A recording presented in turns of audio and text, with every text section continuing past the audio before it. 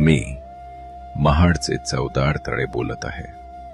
शतकभराचा इतिहास माझ्या लाटांमध्ये साठलेला आहे. असंख्य पिढ्या माझ्या काठावर आल्या गेल्या, पण 20 मार्च 1927चा दिवस मात्र आजही माझ्या स्मरणातून पुसला गेला नाही. त्यासाठी एक ऐतिहासिक कारण आहे. माझ्या कुशीत साठलेले गोड पाणी निसर्गाने सर्वांसाठी दिले होते, पण माणसाने माणसात भेद केला. स्पृश्य आणि अस्पृश्य. ज्यांना समाजाने अस्पृश्य ठरवले त्यांना माझ्या पाण्याजवळ येण्यासही मनाई होती. त्यांच्या ओठांवर माझ्या पाण्याचा एक घोटही लागू नये असा अन्याय समाजाने केला होता. कागदोपत्री निर्णय झाले. सार्वजनिक तलाव सर्वांसाठी खुले असावेत असे मुंबई लेजिस्लेटिव्ह काउन्सिलने 1923ला जाहीर केले. 5 जानेवारी 1924 रोजी महाड नगर परिषदने मला सर्वांसाठी खुले असल्याचा दूरगामी परिणामकारक ठराव मंजूर केला. पण समाजाच्या मनातील भिंती अजूनही तशाच उभ्या होत्या. आणि मग आला तो ऐतिहासिक दिवस 20 मार्च 1927. महाडच्या भूमीवर हजारो लोक जमले होते. त्यांच्या डोळ्यात स्वाभिमानाची ज्योत पेटली होती. त्या जनसमुदायाच्या अग्रभागी उभे होते मानव मुक्तीचे महान योद्धे डॉक्टर बाबासाहेब आंबेडकर. वातावरण फार गंभीर होते. काही लोकांनी विरोध केला, तरीही त्यांच्यासोबत हजारो अस्पृश्यासहित सर्व समाजातील महाड परिसरातील काही नागरिक माझ्याकडे यायला निघाले. बाबासाहेब माझ्या काठावर आले, क्षणभर थांबले आणि त्यांनी माझे पाणी आपल्या ओंजळीत घेऊन प्राशन केले. त्यांच्या स्पर्शाने मीही थरथरून गेलो. त्या दिवशी त्यांनी केवळ पाण्याचा घोट घेतला नव्हता, तर शतकानुशतकांच्या अन्यायाला आव्हान दिले होते.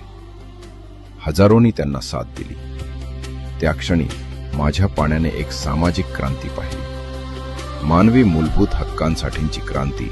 हीच ती ऐतिहासिक घटना, महाड चवदार तळे सत्याग्रह. त्या दिवसापासून महाड ही केवळ एक नगरी राहिली नाही, ती बनली क्रांतीभूमी, समतेची आणि मानवतेची. पण संघर्ष अजून संपला नव्हता. बाबासाहेबांनी न्यायालयातही लढा दिला.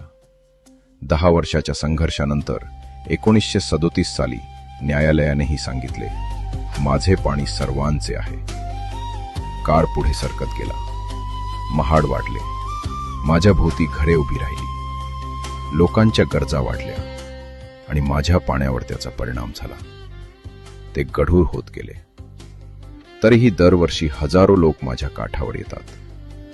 क्रांतीदिनी ते माझे पाणी घोटभर पितात आणि त्या महान मानवी हक्काच्या संघर्षाला वंदन करतात.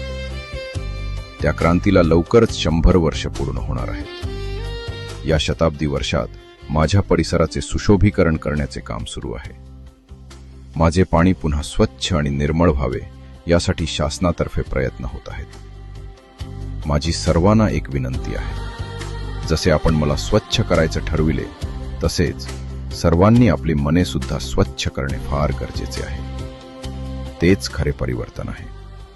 इतिहासातील त्या महान दिवसाचा, बाबासाहेब आंबेडकर यांनी घडवलेल्या मानवतेच्या क्रांतीचा आणि आज सुरू असलेल्या नव्या परिवर्तनाचाही मी साक्षीदार आहे. मी आहे महाडचे चवदार तळे, समतेच्या, स्वाभिमानाच्या आणि मानवतेच्या मूलभूत हक्कांच्या संघर्षाचा जिवंत इतिहास. जय भीमचा गजर राहू दे, मानवतेचा विजय होऊ दे. चवदार तळे सांगतय आज, समता हीच खरी पूजा होऊ दे.